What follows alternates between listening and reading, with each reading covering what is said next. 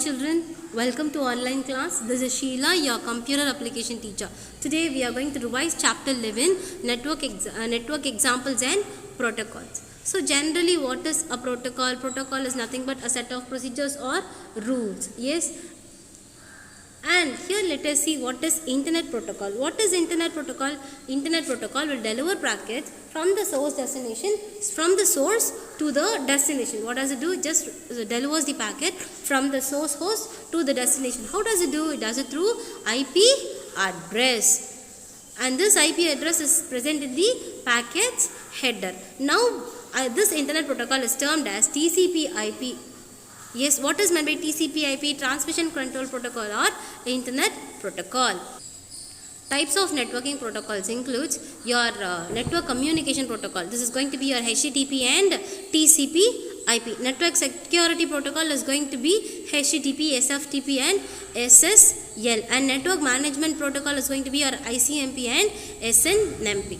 Now let us see the difference between internet, intranet and extranet. What is internet? Internet is nothing but network of network. Yes, what does it do? It just covers the whole geographical area and it is going to be a public network. What is the use of public network? Anybody can access anything, any information from the server. Yes, that is going to be termed as what? Public network. What about extranet? Extranet is nothing but extranet is nothing but an extension of your intranet. What is intranet basically? Intranet is nothing but a private network. I already told you it is a private network. Say for example, let us take a company like TCS or Infosys. What happens is there will be several branches for that, isn't it? For that organization alone. So what happens is that organizations, when they are from different places, they alone can communicate within the organizations. Let it be in US, UK, when they all are connected to one, they are all connected as one. So what happens is US, UK, wherever the company is, they can interact. Only they can interact and not the public. Yes, that is what is termed as intranet. And what about extranet? Extranet is an extension of your intranet. It is nothing but in a private network, even public can access some things. Yes, that is going to be termed as what? Extranet. Next comes your mobile networks. Mobile network is otherwise called as what? Cellular network. If people are asking you, if there is a question named explain cellular network, you have to write something which is there in your mobile network only. Yes. And what happens is here, you will have this mobile network is made up of large number of signal areas, and these signal areas are termed as what? Cells. Yes, and it covers what? It covers a large coverage area. And even when you cross from one cell to the other, what happens is there won't be any handoff. There won't be any problem. Yes, a handoff will be made easily. If say for example, let us take Koillatur as one area, it is not going to be like that actually. Let me draw and show you how the cells are going to be distributed basically. Yes, this is going to be one area. Probably this may cover Koillatur, remember like that. And here is another area. Yes, let this be Periyar Nagar also. So what happens is, here is one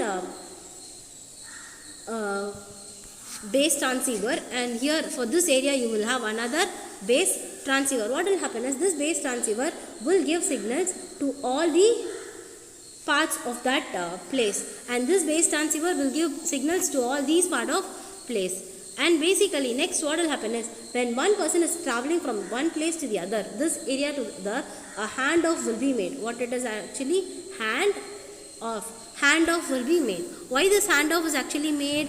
It is because the signal should not get broken. Yes, for that the handoff will be made. Yes. See, look here how it is actually connected.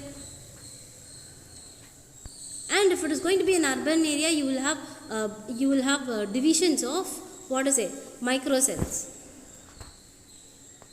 The common applications of mobile networks is going to be mobile networks is your mobile phones, tablets, etc. Isn't it? In past, wireless communications largely use circuit switching, and to carry out circuit switching is wired connections to carry out voice over network. But now currently they are using what? Packets. Yes, but now currently both data and voice are transferred over circuit via switched networks and packet switched networks. Data are being sent in the form of packets. Now let us see how the generations of your mobile networks. First generation was NMT launch 1981 it was. Second GSM 2G. Next now it is around 6G and all. It is just coming as days goes on, isn't it? So third generation was 2.5 2000 GPRS in the year, and third generation 3G it was on 2003 UK. Yes, 3G launch, and 4G 2007 and 5G 2019 plus. It is actually not used in our country, but I don't know whether it is being used in our country, but it started to be used in Japan and all. Yes. So during the initial period, mobile systems were using what signals? Analog signals. It was not zeros and ones. It was in the form of waves. Yes. And NMT stands for what? Nordic Mobile Telephone Communication. Yes. And it had a very low traffic density of one call per radio channel. See, multiple people cannot connect. If one call is made, that particular area should wait for the call to get over. That was the availability of signal that time. And it was unsure and it was unencrypted also. What is meant by unencryption? It was not encrypted. It means no plain text was remained as plain text. Yes, data remained as same. And in your second generation, GSM launch. GSM stands for Global System for Mobile Communication. You know how many hertz it was using? It was using 900 megahertz and 800 megahertz for frequency bands. And here we started to use SIM. SIM stands for what? Subscriber Identity Module. And the transmission used TDMA. TDMA stands for Time Division Multiple Access. And CDMA stands for Code Division Multiple Access. See, in your CDMA and all, long ago there was a Reliance phone which was using CDMA. It means we had no SIM cards. We were just able to connect. 500 rupees phone, I think. Reliance. You can talk and you have to pay the bill. And second to third generation was your GPRS. GPRS stands for General Packet Radio Service. Yes, it enables mobile devices to send and receive messages, picture messages and emails. Yes. And the speed of it was 115 kilobits per second, and maximum of what? It reached the maximum of 384 kilobits per second. How did it do? By using Edge. What Edge means? Edge is nothing but enhanced data rates for global evolution. And you know finally what it reached? It reached 9.6 kilobits per second. Third generation was your 3G launch. Yes, I believe you people remember whatever we did in 3G. In 3G and all, you can make voice call, video call and all, isn't it? And European standard is UMTS. It means Universal Mobile Telecommunication System. Yes, mobile phone systems continue to use digital transmission with some authentication for billing systems and for data interruption.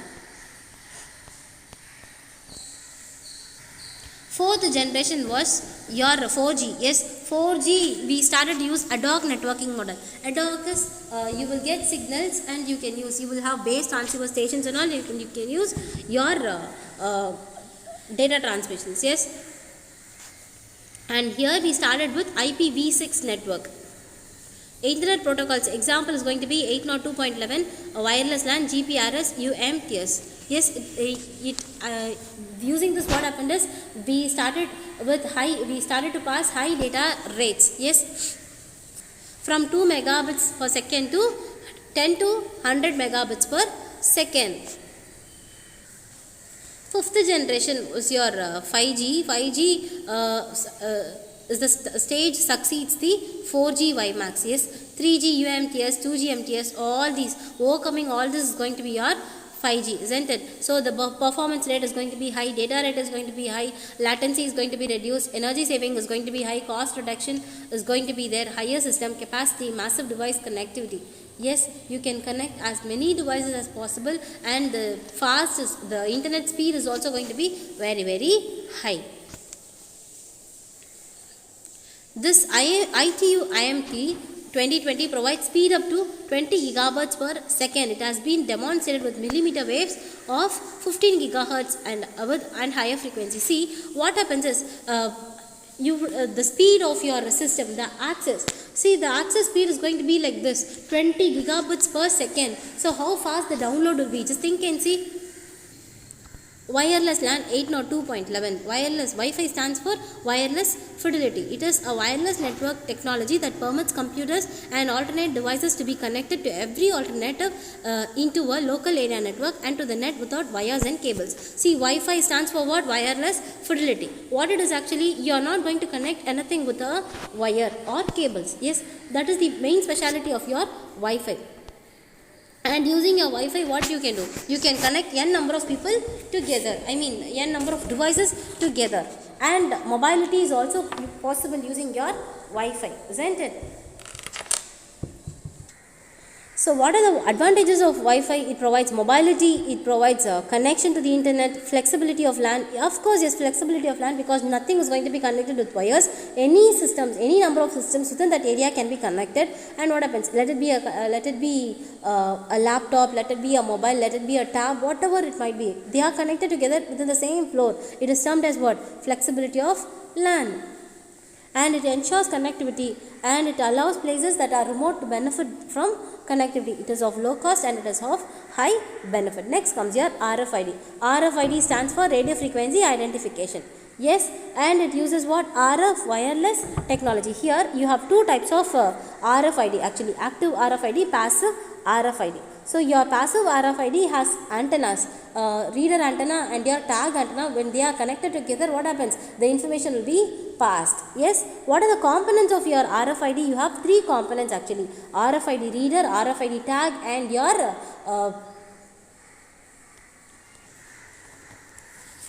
controller. Yes.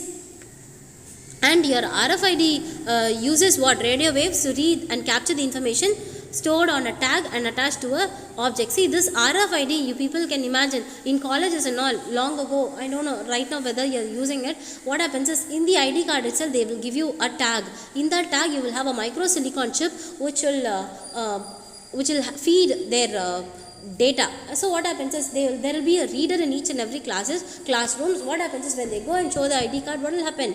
The attendance will be defaultly made. Yes, that was actually possible. And in your car and all, when you travel, take a car and travel near the toll gate, what happens? The tag will be present in your sticked in your car itself. And what happens? The reader will automatically read the a tag, and such that what happens? The money, if there is a money, the money will be automatically detected. This data will be present. This data will be done using your controller. Yes. Next comes your OSI layers. See, OSI layers, you can remember like this. There are 7 layers totally: physical layer, data link layer, network layer, transport layer, session layer, presentation layer, and application layer. So if you wanted to remember this, you can remember like this. Please do not touch Steve's pet alligator. This will be given actually. If you wanted to make it simple, you can make it even like this. Please do not touch some name. Yes, you can even say Subha's pet animal. So what happens? P for please. P stands for physical. Do. D stands for data link. Not. N stands for network, and so on till your application layer. Yes,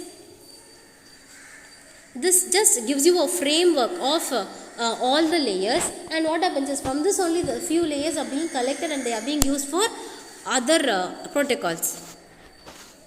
So what is a physical layer? Physical layer just represents the electrical and physical behavior of a physical layer. Yes. And the data is being transferred as zeros and ones. Next, what happens is, your data link layer, it just checks for the errors. Network layer checks for the path, whether the path is actually fixed properly, whether the route is perfect, and they are found using the IP address. What about transport layer? It just checks whether the data is being sent successfully. What about session layer? It is used for dialogue between computers, different computers. Yes. What about presentation layer? It is responsible for all encryption and decryption. What is encryption? Conversion of your plain text to ciphertext. Converting the original into some other format is being termed as encryption, and from other format to original format, I mean ciphertext to plain text, is termed as what? decryption. Next comes your application layer. Application layer comprises of software within the system. This is the place where user interacts. Yes, next comes your TCP/IP layer. See, TCP/IP is a set of protocols which governs the communication among computers on the internet. Yes, it tells how the information should be packaged, how it has to be sent, and how it has to be received. Now let us see the working of your TCP/IP. See, it is a combination of two protocols. One is transmission control protocol, the other one is internet protocol. Yes, it just specifies how the packets are being sent over the network. Yes, see, they are accountable for guaranteeing the trustworthy transmission of data. See, they wait for a certain time, and if the data is, if there is no acknowledgement, what happens is you will get back to the original and they will resend the data. Yes, once when there is no acknowledgement. That is what your TCP is. Your TCP is connection oriented protocol. It means you will receive an acknowledgement whenever the data is being sent. In case of the data, if the acknowledgement is not being received, what happens? The data will be resent. Yes, frequent TCP/IP protocols are going to be HTTP, HTTPS, and FTP. HTTP stands for Hypertext Transfer Protocol. It is used for sending data between web client to web server. Yes, and it is non-secure data transmission. HTTP is the same, but it is going to be secure. And for sending files and receiving files, you use FTP, which stands for File Transfer Protocol. Your TCP/IP IP has 4 layers. Remember, at and in. At yes, in. At application transport layer. In internet network layer. You have to write from the bottom to the top. From the bottom to the top. See, application layer. ATIN. At in. A for application layer, T for transport layer, I for internet layer, and N for network access layer. What is this application layer all about? These process includes file transfer protocol, HTTP, and simple mail transfer protocol. Transport layer ensures whether the data is being sent properly. And what about internet layer? Describes how the packets are being delivered. And network access layer is concerned with building packets. Yes, children, what did we see for today? We saw what is internet, what is intranet, what is extranet. We also saw about what is a protocol, what is a mobile network, what are the types of protocols available, and we also saw about TCP/IP protocol. Yes, children, we shall stop with this and we shall proceed with the rest in our next class. Thank you.